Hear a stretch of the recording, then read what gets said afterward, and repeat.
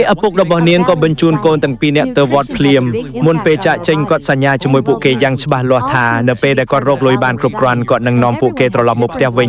បងប្អូនស្រីទាំងពីរមើលឪពុករបស់ពួកគេដើរចេញទាំងទឹកភ្នែកដោយសង្ឃឹមថាគាត់នឹងរក្សាពាក្យសញ្ញារបស់គាត់នៅថ្ងៃណាមួយប៉ុន្តែដោយសារមោទនភាពដែលធ្លាប់ស្គាល់នៅតាមផ្លូវ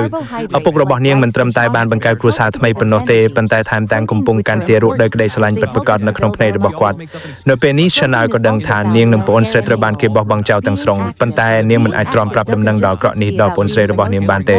ក្នុងមួយពព្រឹកភ្នែក Chanel ក៏ធំពេញវ័យនាងបដិសេធមិនរស់នៅជីវិតធម្មតាដោយដូនជីដទៃទៀតទេដូច្នេះដោយប្រៃជំនាញកាត់ដេរដែលនាងបានរៀននាងក៏ក្លាយជាកូនជាងនៅហាងលក់សម្លៀកបំពាក់ក្នុងស្រុកទម្លាប់ប្រចាំថ្ងៃរបស់នាងគឺគ្រាន់តែរៀបសម្លៀកបំពាក់និងធ្វើកិច្ចការផ្ទះដែលគ្មានឱកាសដែលបំបង្ហាញទេពកោសល្យរបស់នាងរហូតដល់ថ្ងៃមួយស្ត្រីអ្នកមានម្នាក់បានមកយកសម្លៀកបំពាក់ដែលកំងប៉ុន្តែតើកែបានបោះខុសទាំងស្រុងសម្លៀកបំពាក់ដែលតឹងធ្វើឲ្យស្ត្រីអ្នកមានម្នាក់នោះមើលទៅគួរឲ្យណាស់ណាស់នៅពេលដែលស្រីនោះហៀបនឹងខឹង Chanel ក៏ចេញមុខនិយាយថានាងអាចកែសម្លៀកបំពាក់បានបន្ទាប់ពីការកែតម្រូវរហ័សរបស់ Chanel អារម្មណ៍របស់ស្ត្រីនោះក៏ប្រសើរឡើងភ្លាមៗហើយការនេះបង្ហាញឲ្យទៅកែឃើញថា Chanel ពិតជាមានទេពកោសល្យនាងក៏អនុញ្ញាតឲ្យ Chanel ជួយរចនាសម្លៀកបំពាក់គិតទៅជិតក្តីសុបិនមួយជំហានធំ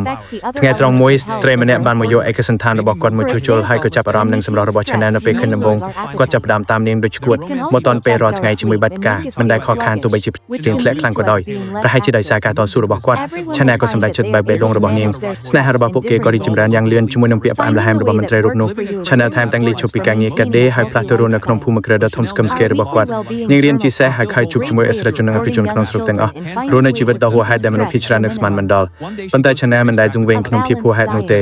នាងនៅស្រឡាញ់ម៉ូដសម្លៀកបំពាក់យ៉ាងខ្លាំងដោយធ្វើគ្រឿងអលង្ការទុយៗដោយដែលនៅពេលនាងទំនេរថ្ងៃមួយនាងទៅប្រណាំងសេះជាមួយប្តីរបស់នាងនៅពេលនោះស្ត្រីអ្នកមានទាំងអស់ពាក់ម៉ូដធំៗស្មុគស្មាញប៉ុន្តែម៉ូដធ្វើដោយដៃរបស់ Chanel គឺសាមញ្ញប៉ុន្តែមានភាពឆើតឆាយខ្លាំងរបស់ស្ត្រីអភិជនម្នាក់ប៉ុន្តែបុរសម្នាក់ដែលអះអាងថាជាអ្នករចនាម៉ូដកំពូលបានមកជ្រៀតជ្រែកភ្លាមៗគាត់ចំមកឲ្យការរចនារបស់ Chanel ថាជារបស់អត់បានការដោយគ្មានធាតុផ្សំដើម្បីបង្ហាញពីឋានៈអភិជនប៉ុន្តែមុនពេល Chanel អាចតតបានស្ត្រីម្នាក់ដែលអះអាងថាជាអ្នកបម្រើរបស់ព្រះនាងបានដើរចូលមកហើយសួរថានាងទិញម៉ូដនេះនៅណាចម្លើយរបស់ Chanel មិនមែនគ្រាន់តែដើម្បីដោះសារនោះទេនាងតែងតែសុបិនចង់បើកខាងផ្ទាល់ខ្លួនប៉ុន្តែនៅពេលដែលនាងនិយាយរឿងនេះជាមួយប្តីគាត់ក៏បដិសេធភ្លាមៗដោយជឿថាស្ត្រីគួរតែនៅផ្ទះហើយគាត់ខ្លួនហើយការរកលុយគឺជាការងាររបស់ប្រុសសុទ្ធសាធ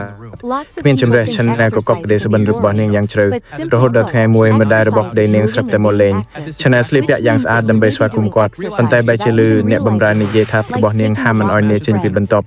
រឿងនេះធ្វើឲ្យ Chanel ពងវែងនឹងຕົកស្លុតទាំងស្រុងនៅពេលនេះនាងក៏ភ្ញាក់នឹងខ្លួនថាខ្លួនគ្រាន់តែជាសត្វចិញ្ចឹមនៅក្នុងទ្រុង